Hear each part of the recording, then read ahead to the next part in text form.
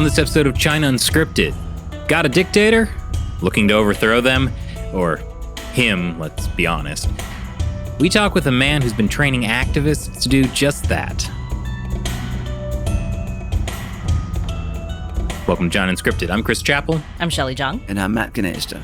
And joining us today is Srdja Popovic, an expert in nonviolent resistance and leader of Canvas, the Center for Applied Nonviolent Action and Strategies, as well as the author of Blueprint for Revolution. Thanks for joining us today, Srdja. Pleasure being with you and looking forward to talking to China Uncensored. Yeah. Well, so for the audience who might not be familiar with your background, why don't you give us like a little bit of a rundown of how you got started as a young activist in Serbia? Hi everybody. This is a story of me. To start with, around the age of 18, I was playing a bass guitar in a rock band and studying biology and wasn't even interested in activism or politics. But when the bad guy named Slobodan Milošević, also known as Butcher of Balkans, came to power in my country in late 80s, the things went upside down. We got the whole package of things all together within just a few years, beginning of few civil wars, large hyperinflation, growing authoritarianism, lack of future. And being a young person in such an environment leaves you with two choices, to fight or to flee. A lot of the people in my generation, unfortunately, fled the country. We had one of the largest brain drains in 90s, but some of us formed the student movement as early as 1992. We started with students' protests. 1996, 1997, after the Milošević lost and stolen local elections, they spread nationwide. 1998, we formed a movement called Otpor, which is a Serbian word for resistance, and we grew from 11 people to 20,000 people in 2000, namely having a great role in mobilizing young people, doing pranks, doing campaigns, challenging authority of the ruler, also helping a bit with Serbian opposition getting united around these presidential elections. Long story short, movement was successful. Milošević was defeated in election 2000, and then through nonviolent mass action persuaded to actually concede. He was sent to Hague, where he died during the trial for his war crimes. In Balkans, some of us left for politics. I've spent 2 years in the government and the parliament. In the first transitional Serbian government, I assume I wanted to see how the beast operates from the inside. Around 2003, we started getting invitations from movements across the globe, looking into documentary named Bringing Down Dictator. People were eager to learn how they can build the movements, how they can challenge autocracies in their countries. And since 2003, we have this organization named Canvas, Center for Applied Nonviolent Action and Strategies, which deals with training and educating people across the globe how to effectively oppose dictatorships, how to fight for human rights. Since recently, it turned more and more into environmental issues, anti-corruption issues, and we also do a few university courses. Yeah, so I find it so interesting how your experiences, you hone them down into lessons that you can actually teach other activists around the world how to overthrow their authoritarian regimes. A lot of that is the focus of your book, Blueprint for Revolution, which I highly recommend to anyone watching. But so walk us through it. Say, we're activists in a hypothetical authoritarian state. How do we go about from a conspiracy of three to overthrowing a dictator? First of all, this applies to a lot of social movements. There has been a lot of research done on it, but the way we did it was through our own experience and then building from experience into the lesson plan rather than vice versa. So this is more of the practitioner's wisdom than some kind of theoretical wisdom. Later, we found that it is also supported by theory. So first of all, let's do a little 3-minute crash course on how to build a movement for dummies.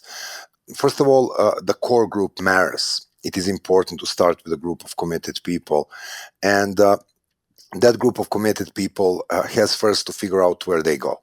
So having a thing we call the vision of tomorrow, which is the alternative vision of society or the community, regardless of the scale, is very important. So it's not only us being anti-dictator, anti-this or anti-that. It is us trying to figure out if these wrong things are not there, how the society would look different. This vision, which serves as a light at the end of the tunnel, is really important to keep movements focused on their path. Step number 2, map your journey.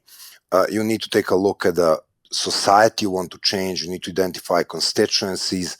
People power struggles rely on people. So who are the people you want on this journey? Who are the people you want to mobilize on the journey, and what it takes for them to get interested in it? Very often movements start with big, vague goals, things like democracy and human rights, and figure out that the real power in mobilization is more in the bread and butter issues. The price of fuel, the price of transportation, the type of the air we breathe, corruption. So finding the way to connect the wider goal, the wider vision with the needs of the people you want to recruit is the key in the second step. So you map the battlefield, but you also listen to the people. Step number 3, understand that the real permanent changes are only institutional.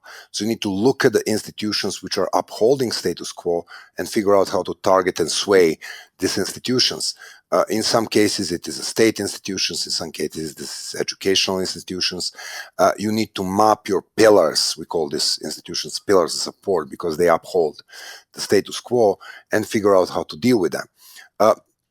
3, you need to plan. You need to plan strategically. You need to plan tactically. There is a big misconception that a lot of this is spontaneous.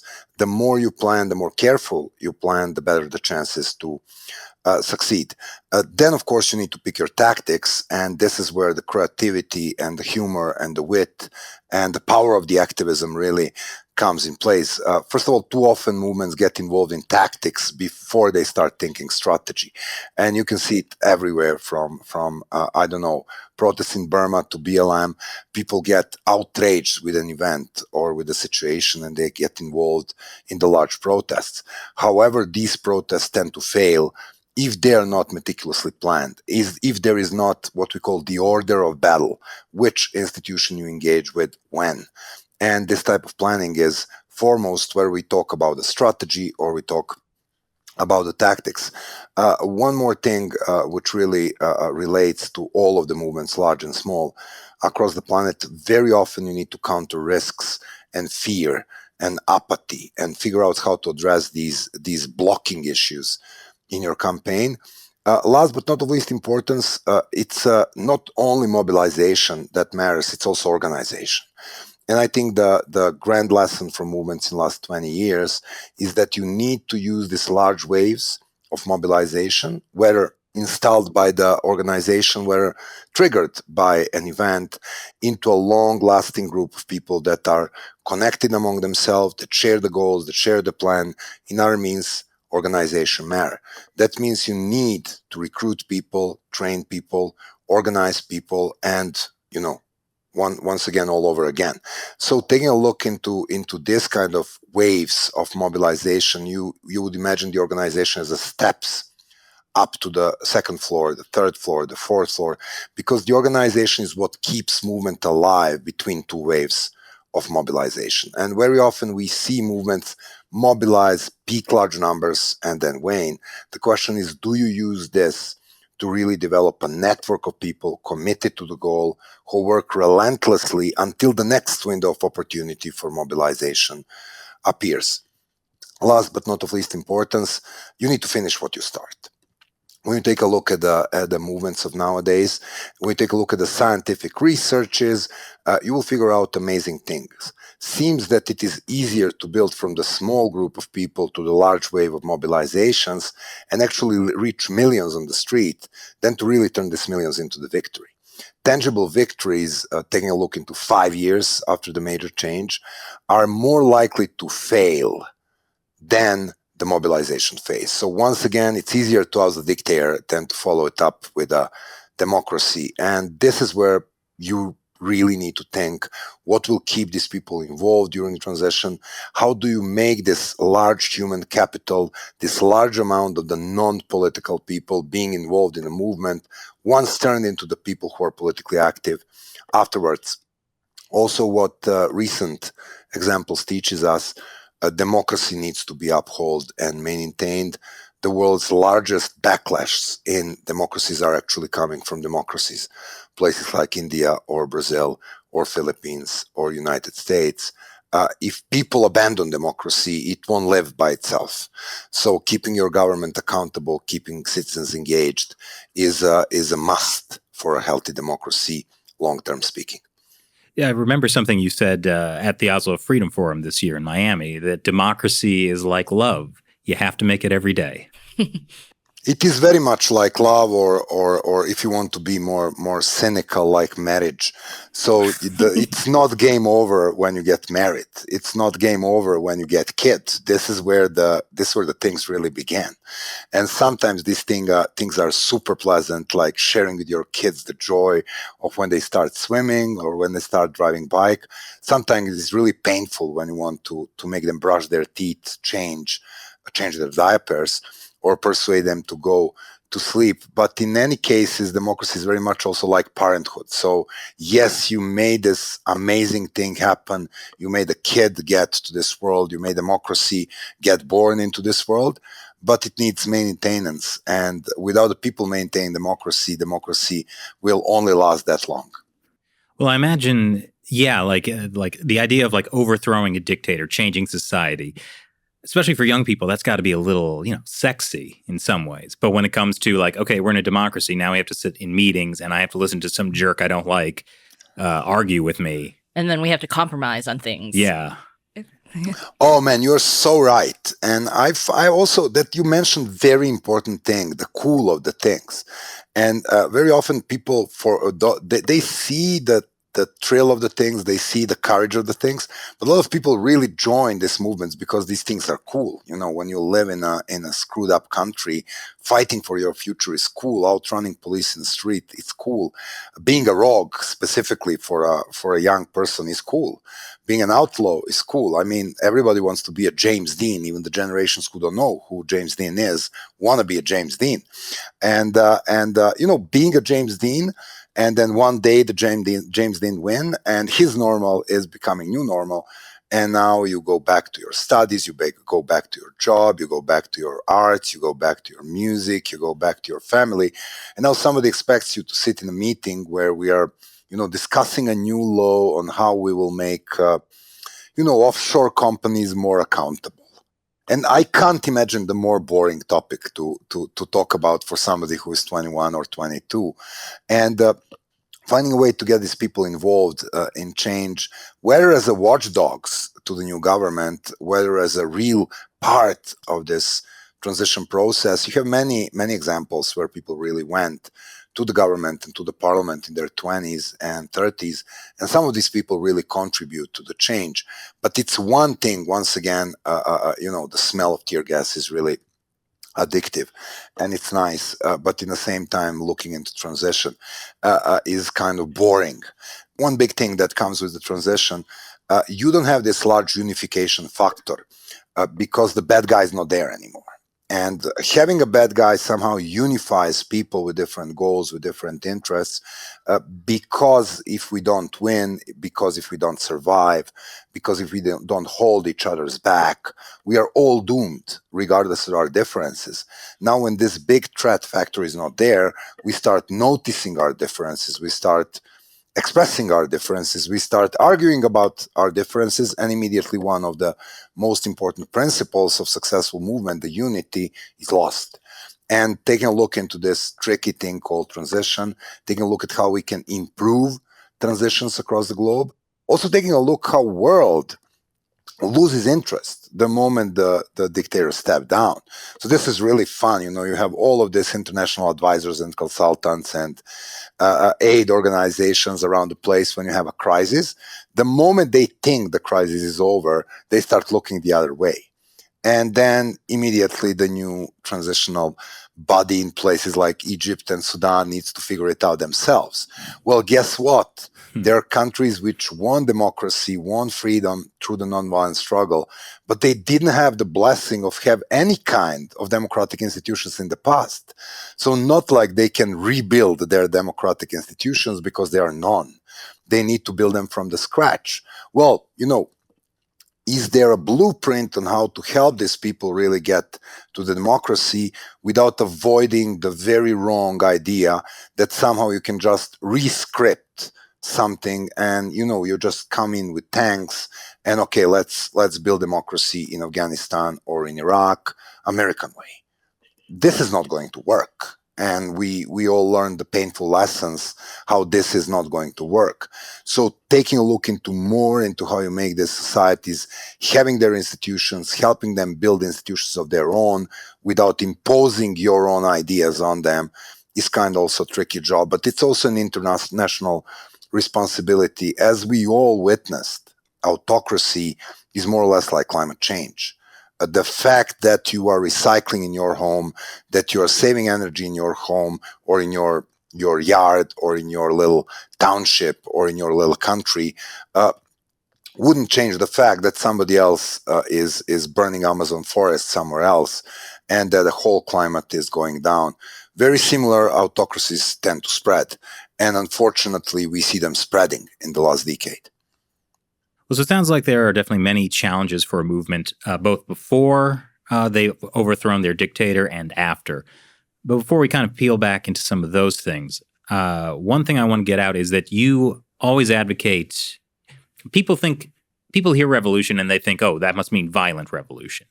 But you are supportive of nonviolent revolution. Why is that? Why is nonviolence the answer to overthrowing a often military-backed dictator?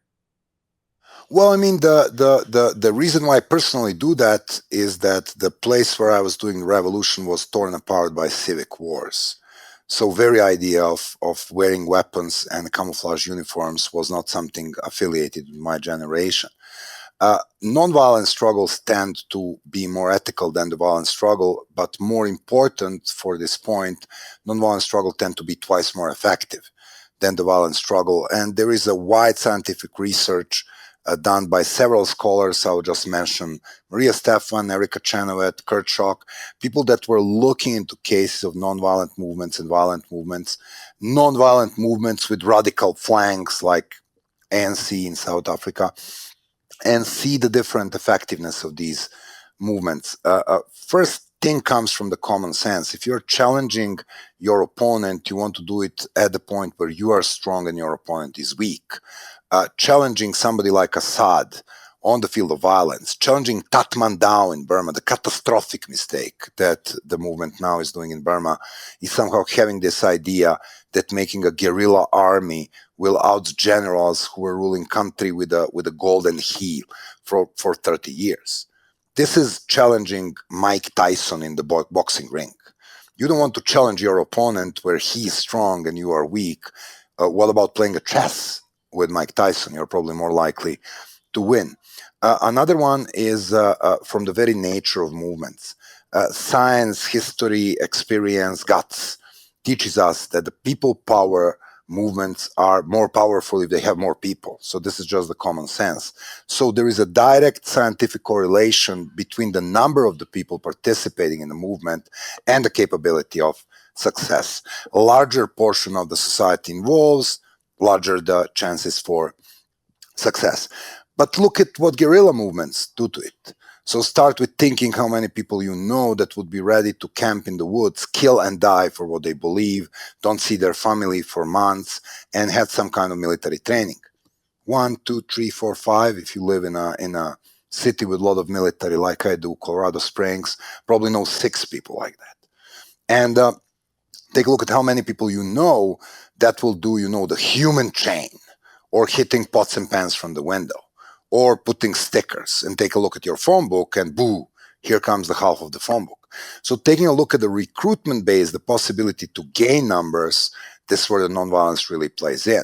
And then you take a look at how you lose numbers when you turn violent and start thinking out of your common sense and say, okay, there's this large nonviolent protest like a festival thing where there is a music and cakes and pranks and whatever, balloons with a funky looking president of the United States. And of course I'm going there and I'm bringing my wife and I'm bringing 2 of my young kids and everybody will have fun. So it's 4 of us from this household. Now take a look at a little bit more riskier level of things, where you have the demonstrations in Hong Kong, where there will be a tear gas, there will be police. Okay, I'm going, but I'm leaving my family home because I don't want my 5-year-old to get caught in a crossfire of stones and a tear gas. And then let's think about going to the place where bombs can fall or live rounds may be shot. I'm not going. So taking a look at the very common sense of why people will or won't participate, this makes the whole point. Well, but speaking of nonviolence, we need to distinguish between the nonviolence, the philosophy, the ethics, the life stance, and then something we teach, which is called nonviolent discipline. Nonviolent discipline is a skill, and skills can be taught, skills can be learned. So in order to make your movement nonviolent, you need to teach it and preach it to your members. It needs to be the part of your vision, commitment. It needs to be both religion and ideology of the movement. Good if you have a religious background, good if you're coming from a Buddhism, good if you have Gandhi, good if you have Martin Luther King, the man of God, the man of peace.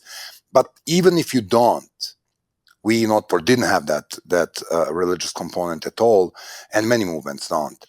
You preach it to the members the way that it is somehow superior than the violence. And in a strategic planning, you're looking at the activities that are less likely to produce the violence. So less mass tactics of concentration where people can go nuts and police go to the live rounds, more small tactics of dispersion, more hitting pots and pans, more boycotts, more tactics that are less likely to produce violence. Also thinking about how you deal with potentially violent group is a very important thing. And there are many occasions where we have the violent groups. In Serbia, we have football fans, soccer fans in American language. Thank you. Yeah. You call football this crazy game with people wear armor and throw funny-looking ball with hands. Very logically to name it football, yes? So the soccer fans, yes. So they hated President Milošević with their guts, but their idea of protesting was fighting with police. And so we ended from talking to them, deterring them to participating into defending police from them. So here is the police. Here we are. Police arrested 2.5 thousand of our members within 2000 year only. And here we are making a human chain to defend the police that hates us from the soccer fans that supports us. That looks crazy. But this is how we were able to decrease the level of violence, maintain the participation, keep up with the philosophy of the movement, but also it was a very powerful weapon towards the police. Because next time they're ordered to shoot tear gas at us, they're ordered to attack the people who are ready to defend them. And this is a big dilemma for them. And especially when you have the police pillar in the game, where you're talking about the BLM or you're talking about the Hong Kong, it is really important how you communicate with them, because this is where the rubber hit the road. You will meet these people next week on the street. So taking a look into this communication and understanding that the real way to turn pillars and institution is not by pushing, e.g. yelling, screaming, stoning, whatever, Molotov cocktailing them, as opposed to giving them flowers and talking to them and defending them and asking a simple question. Wouldn't you rather serve and protect law and order than serve or protect a little corrupted family on the top of this country? Because these people are still people. They're not machines. And behind these shields and buttons and helmets and uniforms, they are living people with families, with problems, with cars to fix, with mortgages to pay. And their kids go to the same school as your kids. So taking a look into human side of the security forces also justifies the reasons for having nonviolent discipline, because you can't pull the people you threaten to kill.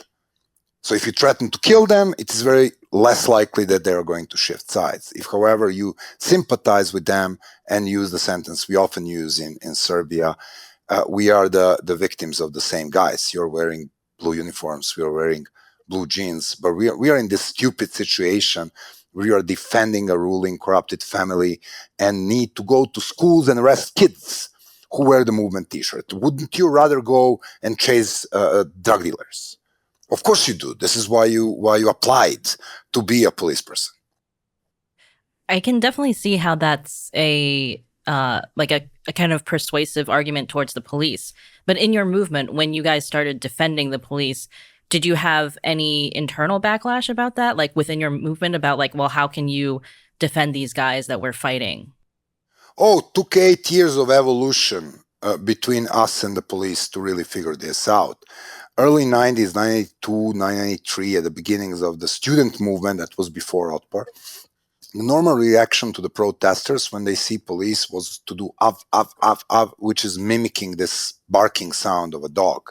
Mm-hmm. The message was clear: you are no better than dogs to us, because you are the dogs defending your evil boss, and you're just the guardian dogs of the regime. Then after that, they would beat you with the appetite.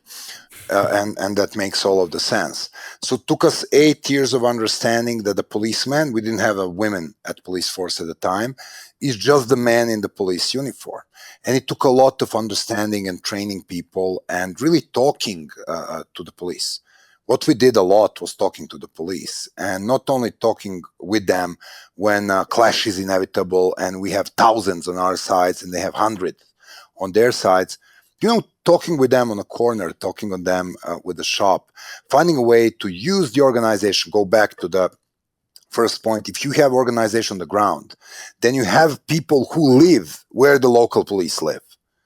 We need to learn about the police in order to sway police. It's not learning about us and thinking that it is us and them. It is having people in a place where police live. It's talking to the local police. That outlines once again the importance of organization.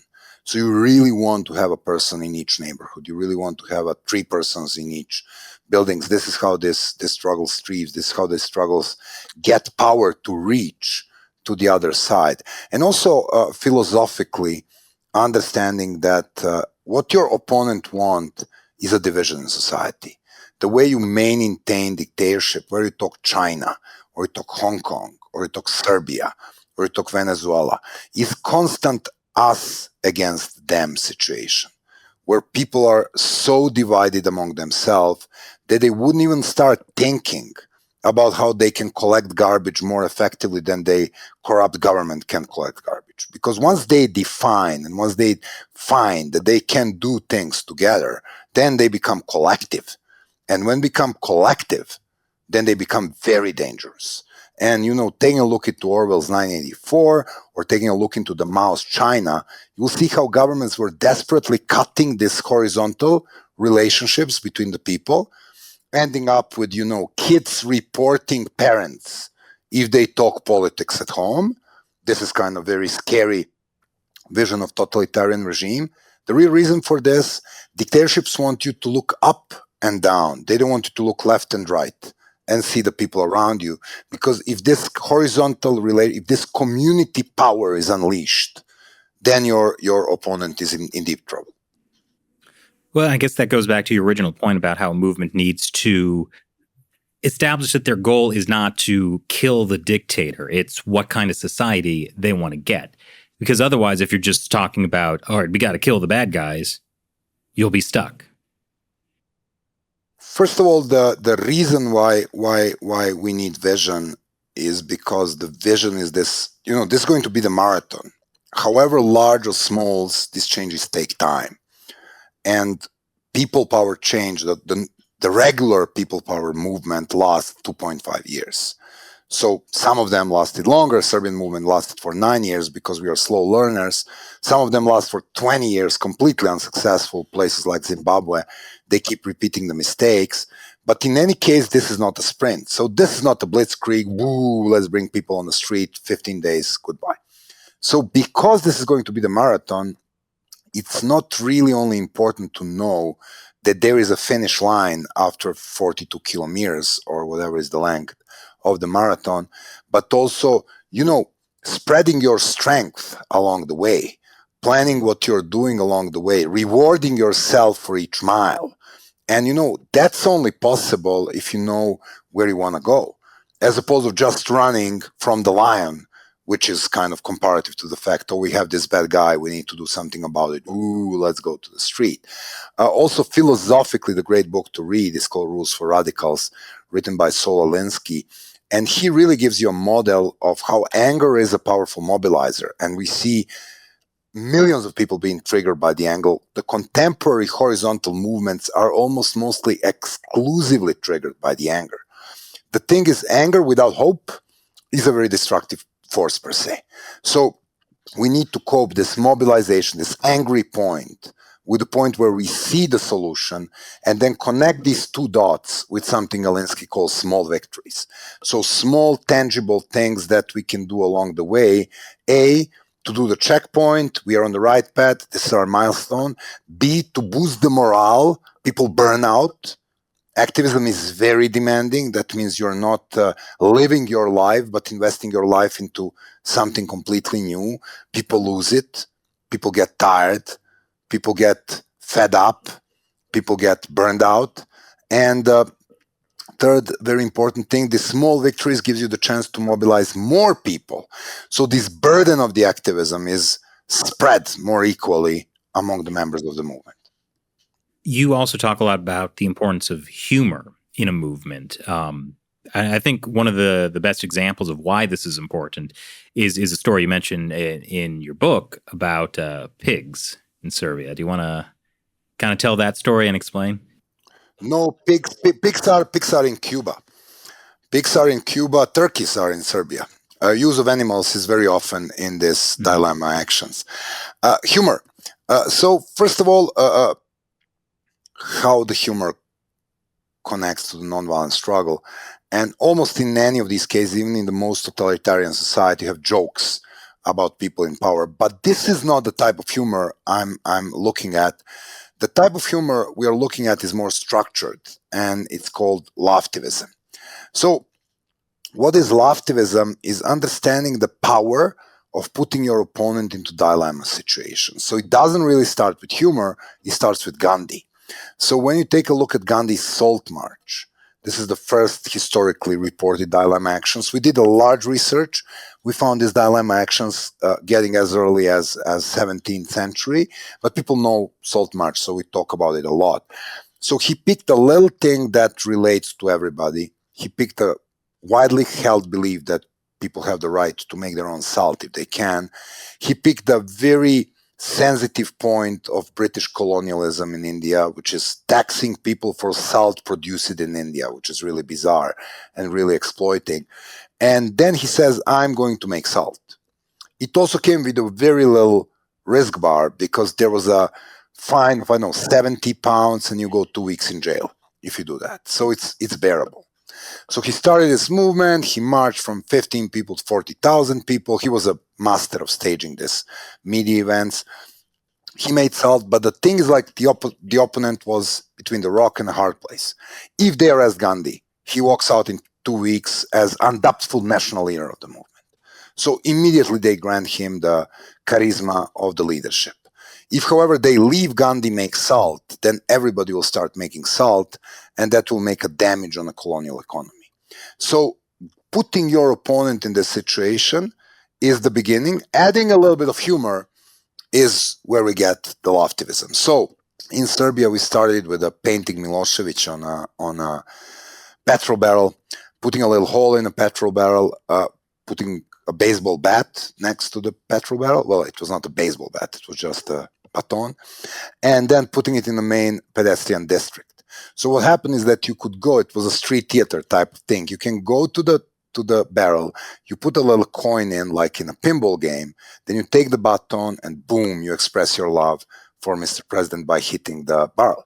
And of course it's very loud, so it attracts people. And it's a shopping district, so there is a lot of people. So within 5 minutes, you have maybe 50 people waiting to express their love. And of course, we pulled back to the nearby cafe, ordered espresso, and see what's going to happen. So people were having fun. The kids were around. They were kicking the bat with their little legs. Everybody was having fun. But that was not the fun part. The fun part was when police arrived. So the fun part starts with you imagining you're a policeman. So you're trained to deal with the violent oppressors. And now you see this barrel. So you have the order to stop this, but there is nobody to be arrested. So you can't find us. We are nowhere, like people who really put the prank on are not there. You can't arrest the downtown shoppers because when you bring them to the police stations, you charge them with what? He will say, okay, I found this barrel on the street, I hit it, so what's the crime? And of course, they did the most stupid thing. They arrested the barrel. And of course, even then, there were people with cameras, and it was taped. It ended up in a cover page of the Serbian newspaper, and then you turn the police into the punchline because they're actually arresting the barrel with the mutilated president's face. And fast forward to many other places. We are now looking into. I just came back with a friend, Sophia McLennan. It's called Pranksters versus Autocrats, where we recorded 40 of these actions. We are now up to 300 in our research. And you can go to Russia and take a look at the toy protests. You can go to the Belarus. You can take a look at how when people were banned from the streets, immediately the red and white, the color of the revolution, appeared to be the light on a Christmas trees. So now you have a police coming to the neighborhoods and bringing the Christmas lights down from the Christmas trees. So this is really fun. You can go to the potholes. The potholes are the major source of inspiration for activists globally. We have a cluster of 12 different ways people were creative about making potholes a political issue. From making a face of a mayor and a governor in Yekaterinburg, Russia, around the pothole, so the mouth become the pothole. So they hired a street artist. These paintings look really nice. So what happens when you hit the pothole, you curse. This is automatic response. If you drive car, you know. And now we have a person to curse. And, lovely as they are, the Russian authorities came in, they moved the graffiti, but they didn't fix the potholes. So that makes them even more looking silly. And then you can move all the way to the Bulawayo, the second largest city in Zimbabwe, where potholes are the size of the pool. So people were planting trees in the potholes. In fact, you have cases in Brazil where people were releasing fish in the ponds made in the potholes. You go to the cases in the US where people were celebrating the birthdays of the potholes because they're there too long. This is the third birthday of this pothole, so they will come with a birthday cake. So take a look into, if you are a local government, what are your options? Go fix potholes, grant me a victory, or don't fix potholes and be recorded as a mayor in history whose potholes are celebrating birthdays or holding fish or trees or whatever. So now taking a look into this is where the humor really comes with the full power. And humor comes with the three really amazing things. And two of them has nothing to do with social movements and have everything to do with us being humans. First of all, humor is a very powerful attractor. You always want to be around funny people. And this is our, when you take a look at who is the most likable person you want to be around, it's never the richest or the most educated or the most beautiful. It is somebody who can always make you laugh. And that's the attraction, and attraction makes people join movements. So once again, a lot of people join movements because it's cool, and that increases numbers. Second very important thing, humor breaks fear. You can't be afraid and energized by fun in the same time. And, because laughter gives you endorphin, it is actually what people recommend you before you go to the surgery is, having a prank, having a laugh. Look at the comedy, because this relieves this fear, this kind of rigor in which you get by being afraid. And then last but not of least importance, putting your opponent between the rock and the hard place very often works. Because it's not only the prank, it is the follow-up of the prank. So it's not only toy protests in Russia. It is how Putin really looks when somebody from Kremlin orders a chief of police in a small town to ban the toy protests. So now it's like the reaction of your opponent which becomes the driver and the trigger for the next activity. And the thing is, the people in power are very often very sensitive to mocking. They just live in this crazy world in which they start imagining themselves as a superhuman by being on TV nonstop, being in newspapers nonstop, being on billboards nonstop. And if you poke them a little bit, they're very likely to do something stupid. And then you exploit this in your next prank. I mean, speaking of China Uncensored, Winnie Pooh was censored in China. this is one of the cases in the book, is the fact that after meetings of the Chinese leader, somebody found connection between how he looks and the Winnie Pooh, and people are start doing memes. Memes are very often the way to create a dilemma action. Next thing you know, you can't find Winnie Pooh in China. Why? Because they find it offensive. Now, it's not about the memes that were probably seen by tens of thousands of people, and they may have some laugh.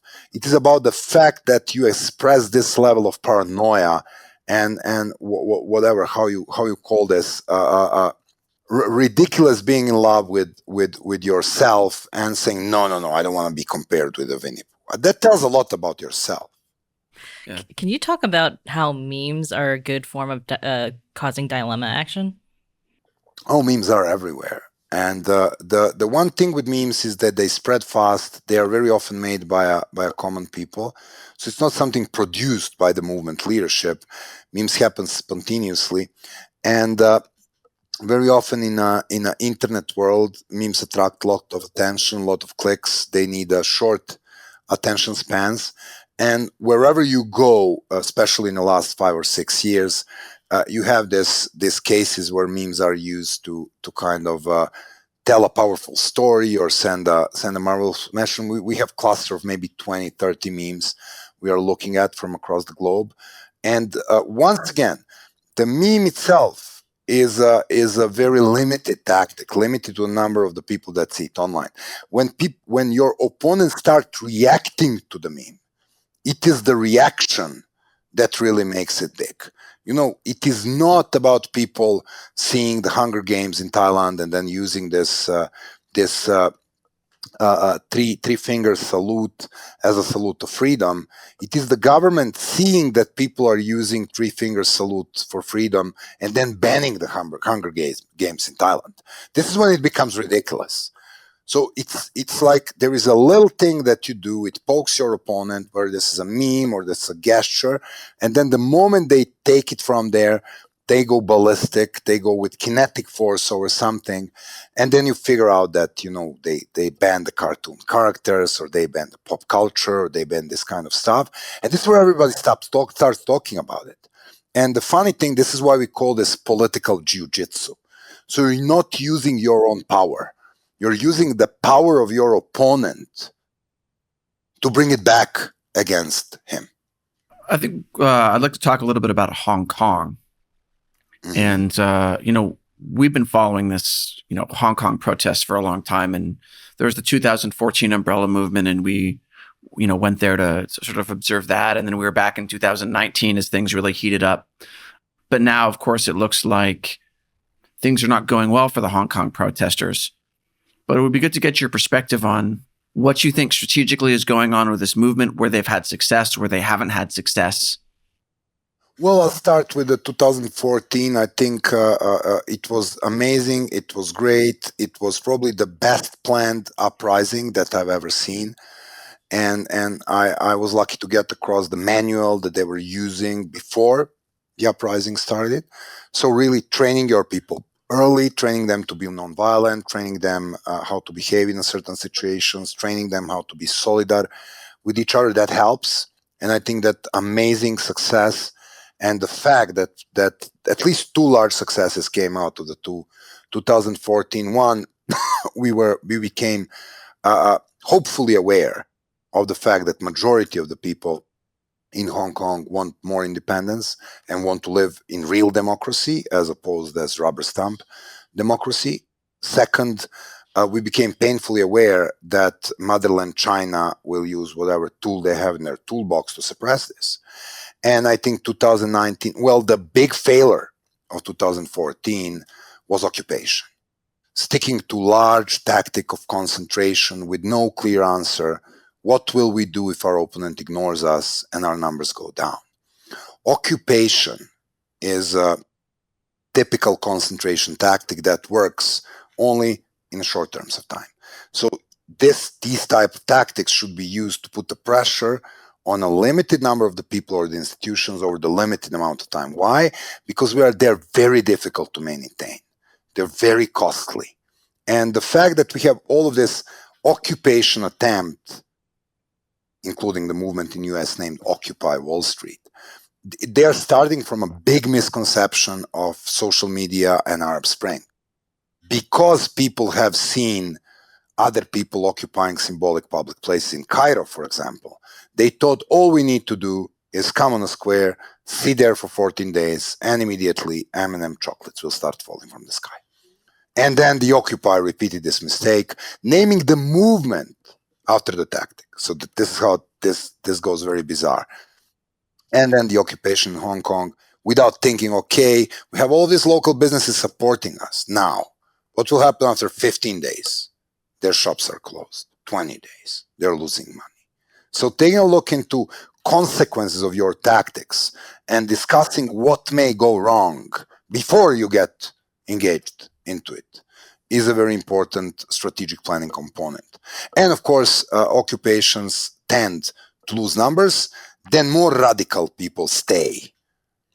More radical people staying after 14 or 15 days, exhausted, creates more opportunity for them to get engaged with the police. And then, 2014 was the first time in history that the police and protesters clashed in Hong Kong. It wasn't very dramatic in the terms of the world protesting. Probably more people get killed weekly or injured in a place like Burma, but it was historic for Hong Kong.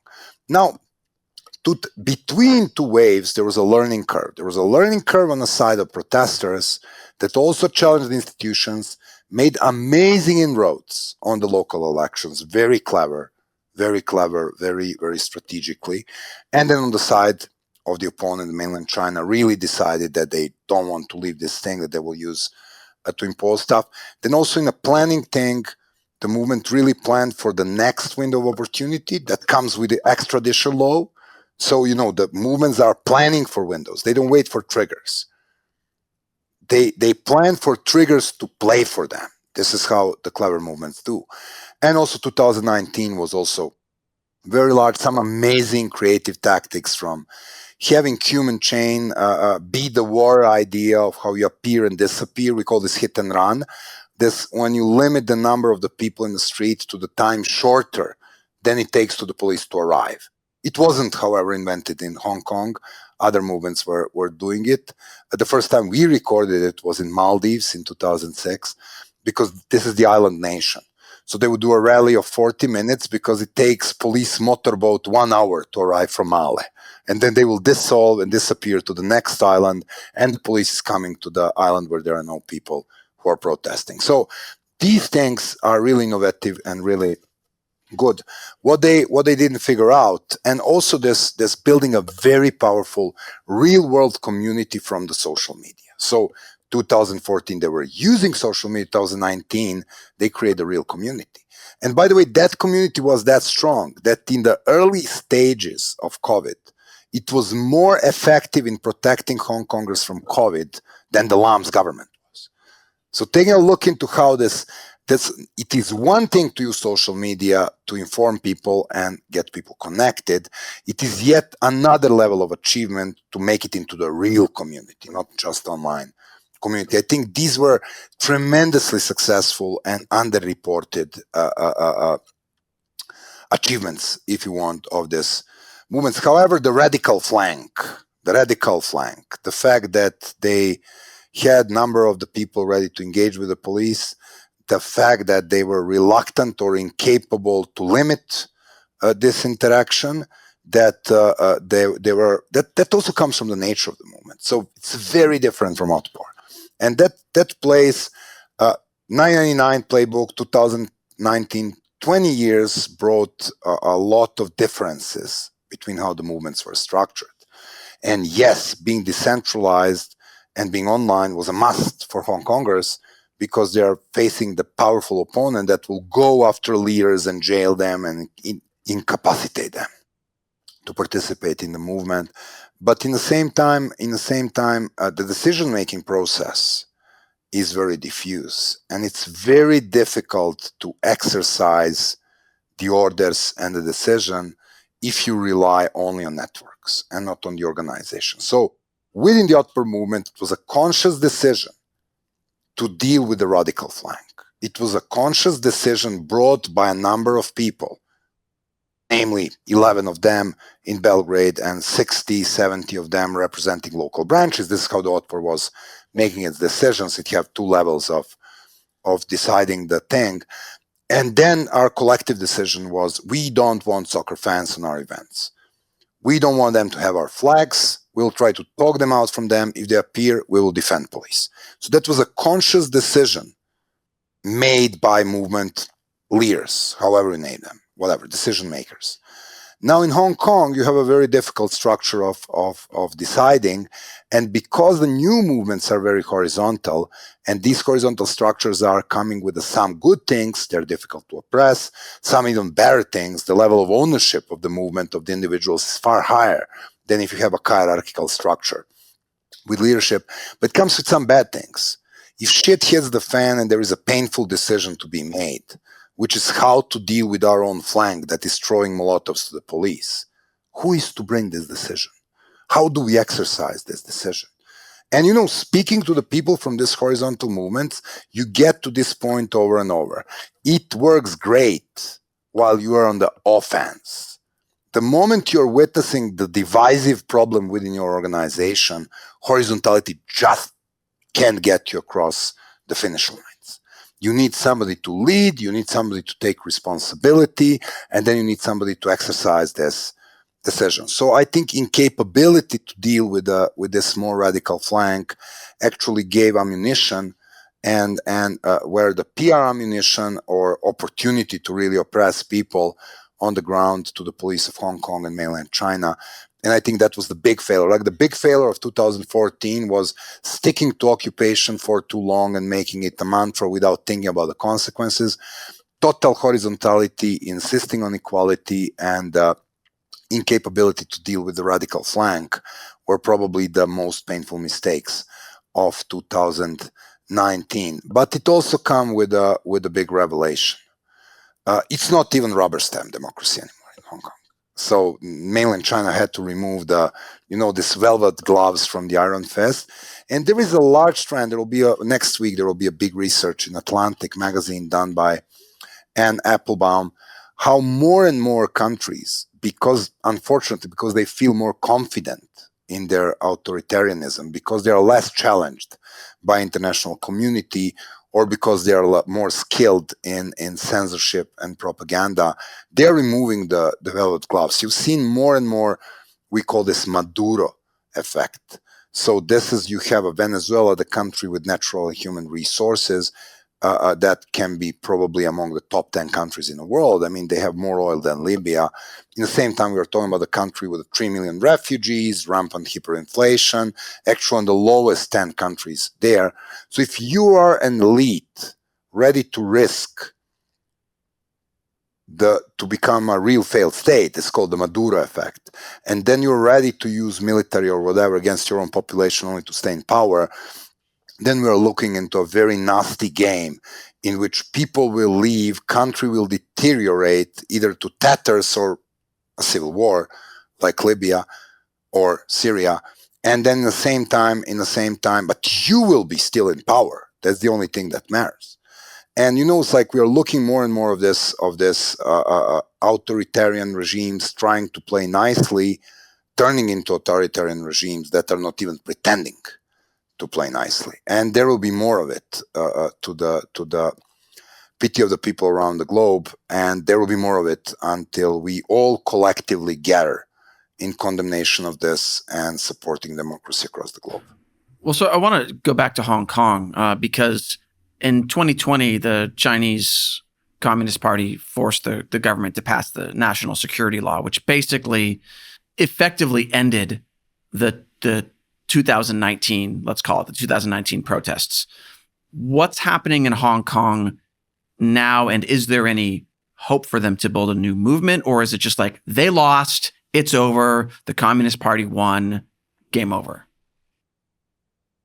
Well, this is very hard and difficult thing to predict. From my experience, wherever you have 60 or 70% of the population that support one vision of tomorrow, and you have 20 or 30% of the population that supports status quo or very different group of tomorrow, it's never game over. So it's like, just to take a look into what we are talking about here, it will very much depend on the capability of the movement to regroup, set up a new wave of goals, and post a new wave of challenges, as opposed to the calculation coming from Beijing, because this is where the real decision is made. I don't really see it made in a government of Hong Kong, how to cope with this.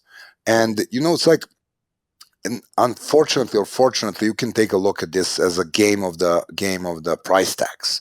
So if you have the opposition doing something, it's your estimate of whether or not where this price tag is acceptable for you, where the fact that you have 70% of the population of a very powerful economic hub that are demanding more freedoms, and you keep suppressing them, and you keep a kind of killing this very important economic hub economically, in terms of the human resource, because if oppressed enough, they will leave.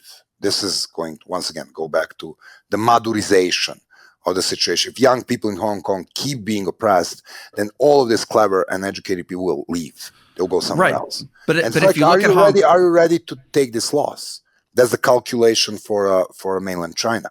Are you ready to witness the deterioration in this place because you want to maintain the firm power, or you're ready to do some concessions? This is, all of the nonviolent struggle is not imagining one big evil force on one hand that want to impose its evil will, and then, it's either game over or you win.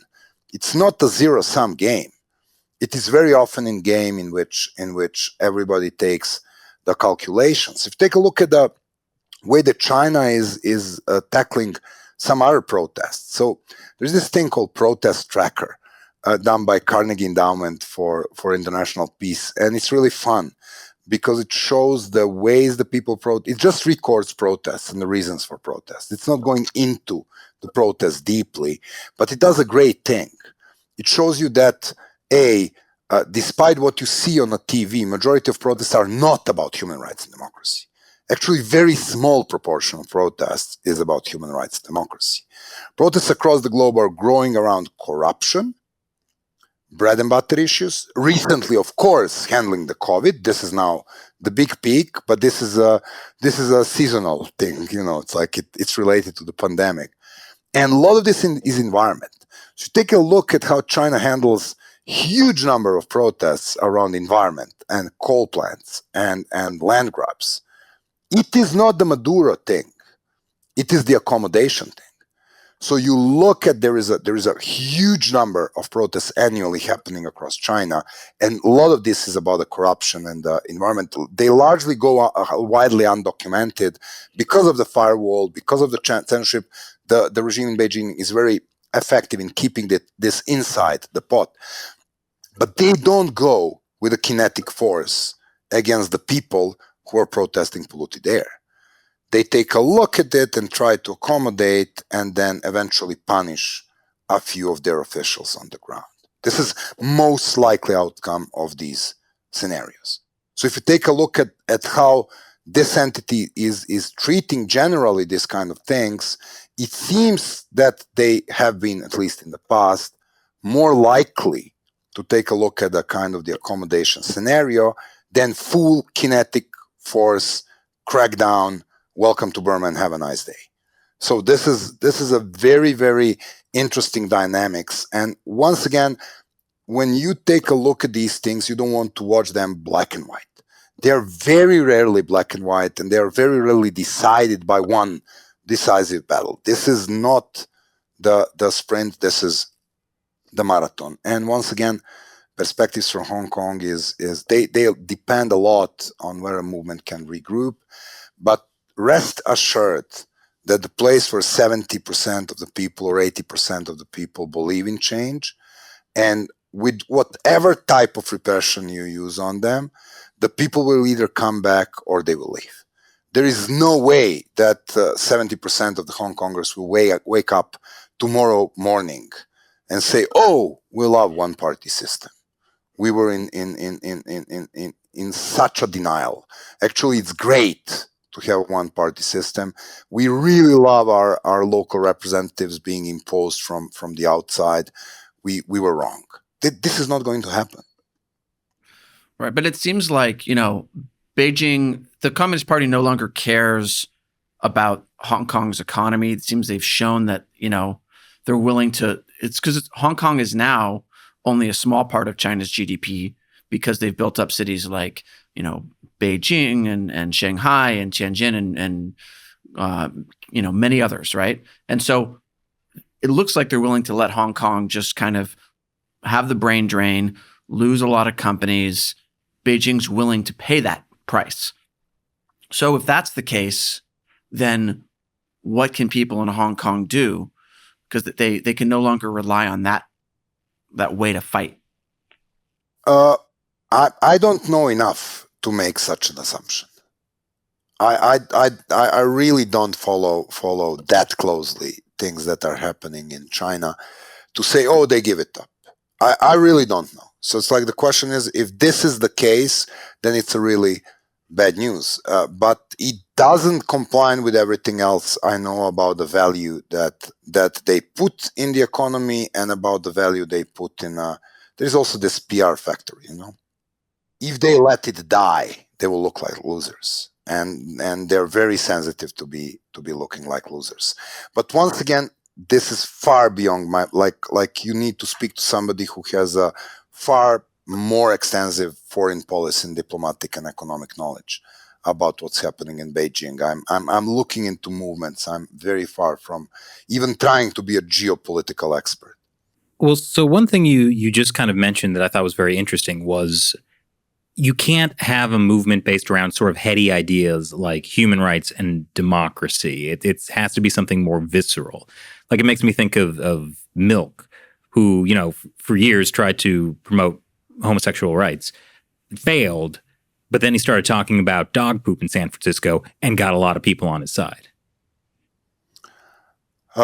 This makes all of the sense. First of all, once again, go back to the movement 101 for dummies. It's not you give up talking about democracy or climate change. Let's talk climate change. It's less slippery.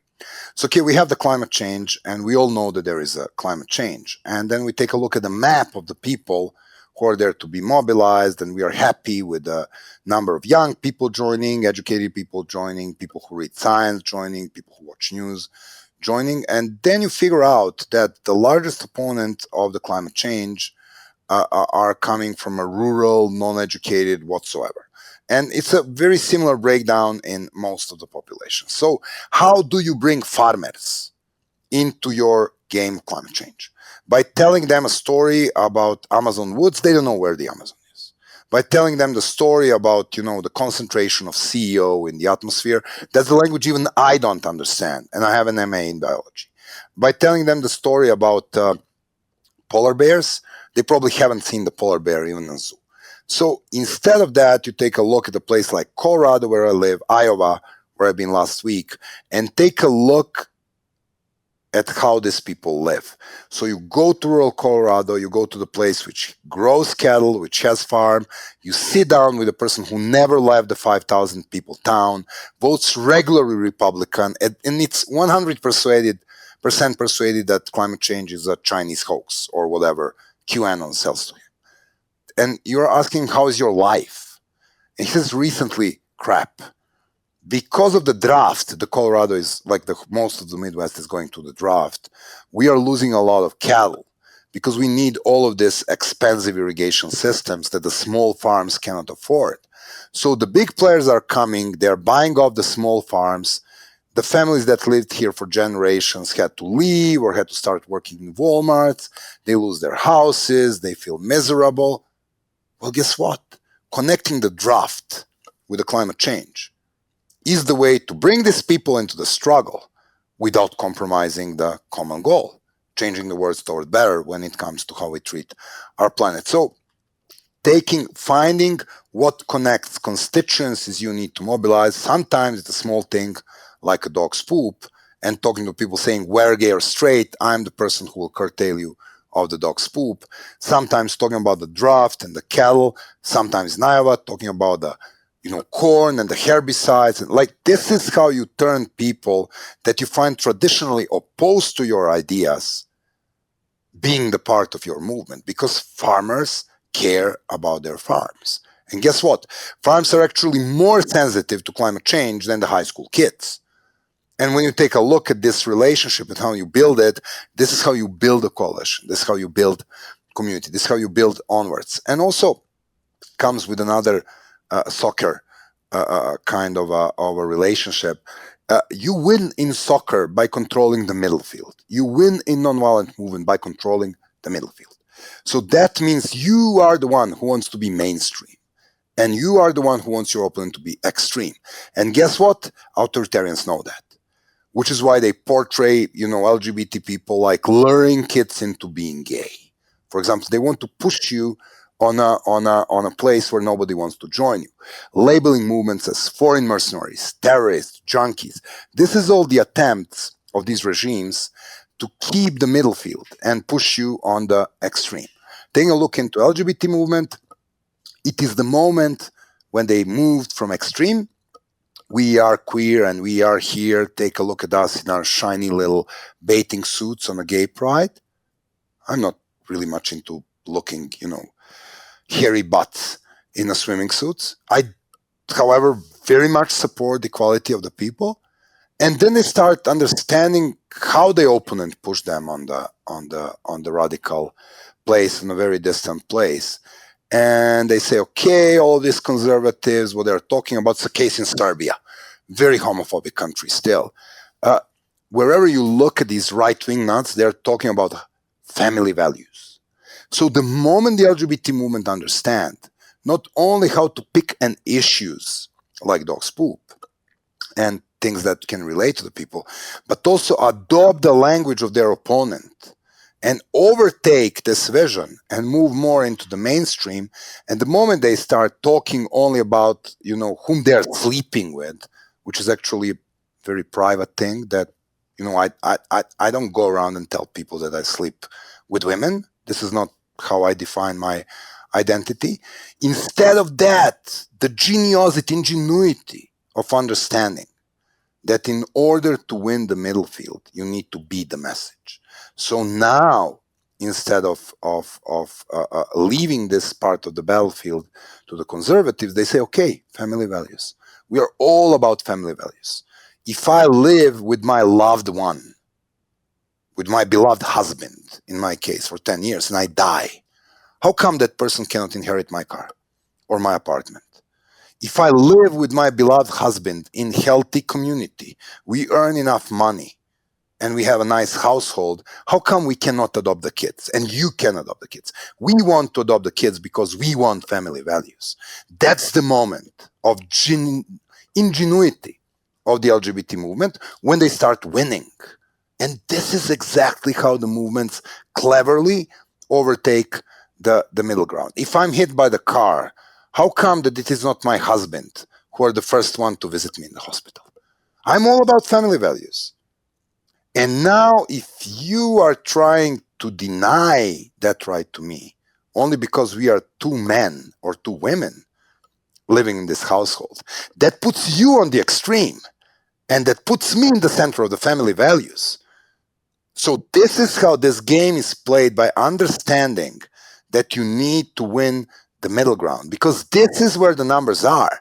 And when you take a look at the common spectator of this discussion, let's say one of you is listening to this discussion, you'd say, yes, but it really makes sense. How come that man and woman can live in marriage for 10 years and immediately, one dies and, the other inherits whatever was the family property. And if two women live together for 10 years and in a loved relationship and one dies, the other one can't inherit. That doesn't make sense. So, it's like you understand how overtaking this thing is not only about picking the small things. That's more of a tactical thing. Very recommended, though. It's understanding where your opponent stands on this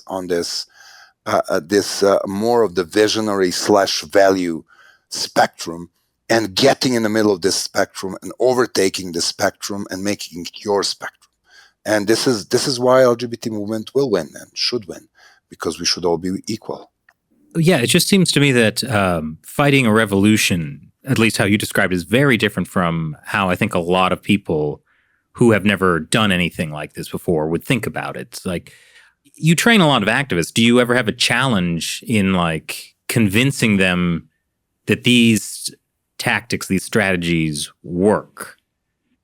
The thing that Canvas does is never convincing people. It's like, this is not our job to tell people what to do. There is a simple reason for this. Foreigners can give you only the wrong advice. It also comes with a little bit of my personal fishing philosophy. I can catch a fish for you. I want to teach you how to fish.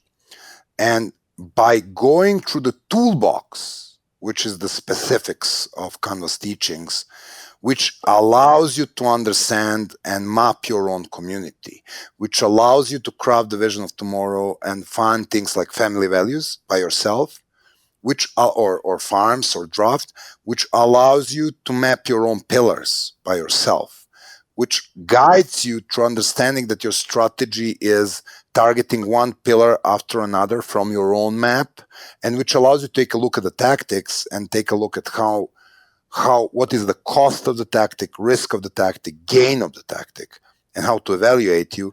That puts you in a very good place to make your own plan, to make your own strategy, to pick your own tactics, and of course to fail and learn on your own mistakes. So rather than persuading people that this is the right way, you give people cases where it worked or didn't work in the past. You ask people questions like the one I asked, okay, 14 days, beautiful. Let's occupy the whole Hong Kong. But there will be a day 14, and inevitably the sun will rise the day 17. And what the heck you do if your opponent ignores you? I'm not telling you don't do this. I'm just telling you, before you do this, think that sun will rise at the day 17. Inevitably, it's going to happen. So what if? So teaching people how to think critically and apply these tools is actually the best thing that you can equip them, because a lot of these people are smarter than you. All of them know their own situation better than you do. So, giving them, this is once again, you don't try to copy paste your system. Otherwise you end in Iraq, in a place where you have a parliament and a government, but you're very far from stable society and democracy. Instead of that, you teach these people that, this is what you need to do when you evaluate your tactics. This is what you need to do when you're building your strategy. This is what you need to do before you go to the road, you need to map the road and things of that kind. And then you hope that people will figure it out themselves. And a lot of them figure it out themselves, because a lot of them are smarter and braver and more committed and operating in more risky environment, or even far more hilarious than any of us in Canvas can ever be. Well, so for anyone watching, where should they go to learn more about you or learn about some of these strategies that they can implement in their countries? There are great resources. Of course, our website, www.canvasopedia.org, is a place where you can find free manuals in several languages. You can find the complete curriculum that we teach, published as a handbook. Also, there you can find a really cool 10 short videos. We think the videos help in the world where people are more likely to watch videos. They're animated, so they're even funny, about the things like vision and unity and pillars, like, to introduce yourself to the main concepts. There is, however, a wide array of great books that you can read, not starting with Blueprint for Revolution that we just named. It's just the funny one. You want to take a look at how dictators learn. You would read the Dictator's Learning Curve, which tells about the story of what China learned, for example, from Arab Spring, what Russia learned from Arab Spring. It's written by Will Dobson. It's a great book. You want to read if you want to operate in the new post-truth reality, you want to read Peter Pomerantsev, Nothing's Real and Everything is Possible, and This is Not a Propaganda. If you want to learn why the largest threat to democracy is actually coming from democracies, and how the majority of democracy decay is launched by what we call illiberal democracy trend. People like Erdogan and Orban and, all of these guys, Duterte, Bolsonaro. You will read How Democracy Dies by William Ziblatt. So there is a plenty of stuff around. You can read Gene Sharp, of course, and he's kind of the master of this knowledge. But more of all, keep up the faith. There has been many cases in our history, and a lot of the modern rights are won by the small group of dedicated people doing it right, building it from the scratch, moving into popular movement, and inevitably win.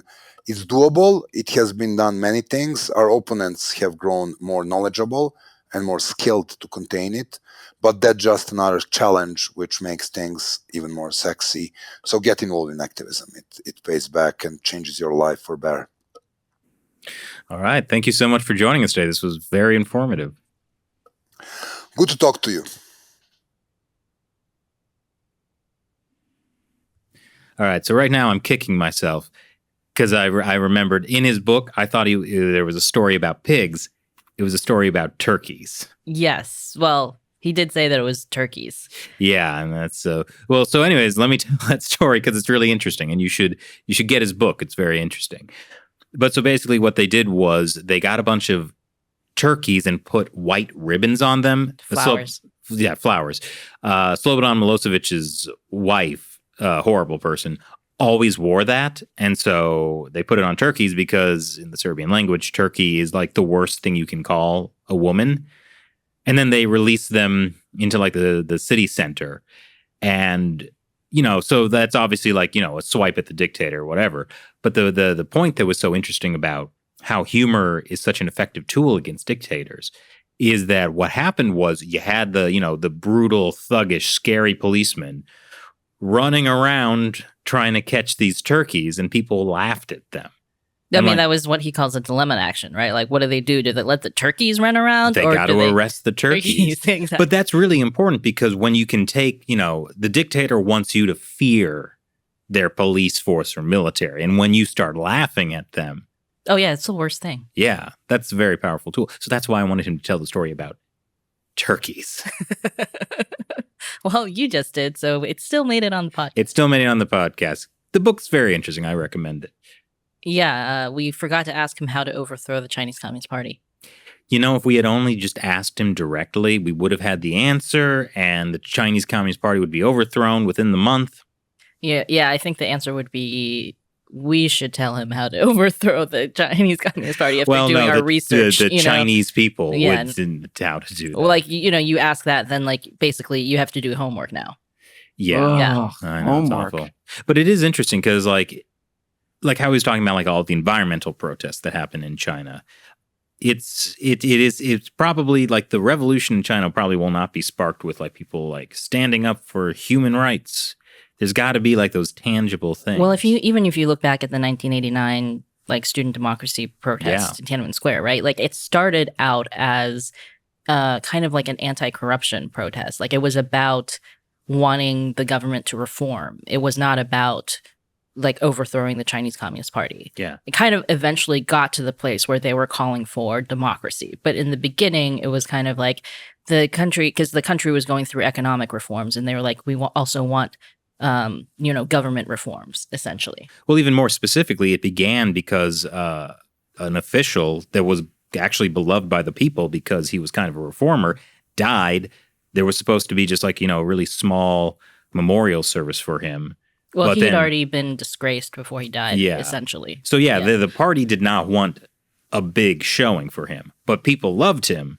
So people came out to commemorate him and his efforts to fight corruption. One thing leads to another.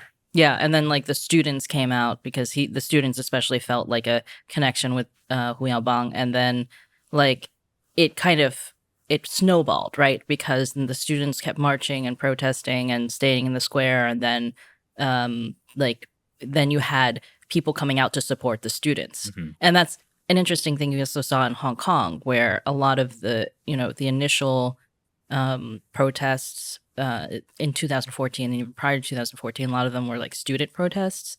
And then when in 2014, kind of the umbrella movement got started when students were protesting and got tear gassed. Yeah, a lot of people like wanted to defend the students. And then that had never happened before in Hong Kong. So, that was the thing that started people occupying like different parts of the city. So it's interesting to see like the motivation, and what Srdja was talking about was when you get the mainstream right on your side. Yeah, and for Hong Kong it worked because, by June 2019, there were that march with 2 million people, which is like a quarter of the city. So. Yeah, well, we talked to people, like fathers, like Popovic said, bringing his family with them, like little kids in strollers.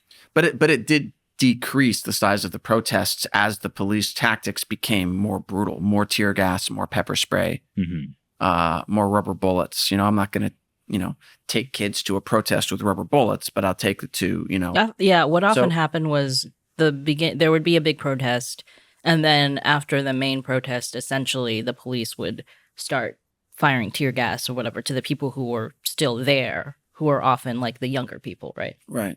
Yeah. And we also saw, like Popovic was talking about, how they're like the more extreme wing was very aggressive towards the police. Not obviously in the way that the police were returning the aggression, but they were not like trying to make friends. Like this is aggressive for Hong Kong, which is like less violent than any. It's less violent than the U.S. protests. Yeah, like almost police, any protest that you see in the U.S. So it was in most cases there weren't like direct confrontations, but there was a lot of spray painting the police HQ. Yeah, like so there was, not violence definitely by American standards, but like it definitely became a different, because I remember in 2014 people were just proud of how civilized they were as protesters. They started like their own recycling programs. Yeah, like you'd go to the Occupy areas and they would be like, yes, like people kept trying to show me the women's restroom because they were occupying this area where like there were public restrooms in this nearby park, and people would be like, look, like people like donated beauty products and like hand soaps and like like perfume to put in the women's restroom, and people kept showing that to journalists, being like, look at like like we've got this like beautiful restroom and we're cleaning the restrooms, and like as an example of like, here, remember like the students studying. Yeah, they made a place for students to do their homework and study. Yeah, you can't, if you're going to protest, you still can't get away from studying. Yeah, but I noticed a big difference between 2014 and 2019 is in 2014, right, they occupied, Central, right? They occupied that main like freeway that basically goes through downtown Hong Kong for, what was it, 79 days or something, right? In 2019, they didn't occupy it at all, except we saw many times for like a few hours, suddenly they completely blocked traffic, completely occupied the whole thing, and then later dispersed. Right. So they figured out how to change it from this draining long-term occupation to actually we can occupy this any time we want. Mm-hmm. And we'll just leave and then we'll just come back. Leave. Right. Yeah. And so that was more powerful. And that's, like what Srdja was talking about, the Maldives, right? You have a protest and you leave before things can get bad. Right. So but that actually shows an even greater power of the movement to be able to mobilize people. And I think that was one of the many things that terrified Beijing. Yeah. I mean, I hope people in China are like taking a look at some of these materials that like Canvas put out to, learn ways to tackle a regime like the Chinese Communist Party. You might want to be using a VPN. Yes, that's a very good idea. I think probably you'd have to be. Yes. We could check, but I would be surprised if it wasn't blocked in China. Chris, I think you can recommend a VPN. That's true. But then this would just be a goodwill recommendation. Yeah, Surfshark. Yeah, Surfshark actually, just to their credit that they're not sponsoring this episode, they did actually sponsor us, not only for the last like 2.5 years at least, but also they sponsored a bunch of the stuff that we had done to help fund our Hong Kong trip in 2019. That's true. That's true. So appreciate that. Yeah. Well, anyways, I would love to hear what you guys think about some of the things that were discussed in this podcast. And, social media is a powerful tool that people can discuss ideas for how to use these kind of tactics, what kind of tactics would work, ways to create groups, organizations. I find this all very, very fascinating. Social media is also a very powerful tool to criticize your friends and neighbors. Well, thank you for ending us on a great, hopeful note, Matt. That's why you keep me on. We still haven't gotten that spray bottle, have we?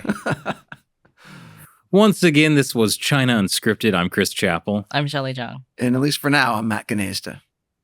What does that mean? It means I don't know how long you're going to keep me on the show, Chris. You're the producer. I don't know that we could take you off the show. That's excellent. Wait, Chris, we have to organize a social movement to overthrow our dictator. That's right. But I can also learn from Blueprint for Revolution and understand what you're going to do. No, you should read How Dictators Learn. Actually, that's better. Yeah, the Dictator Learning Curve or whatever. Yeah. Uh-huh. Okay, that's my next read. Goodbye.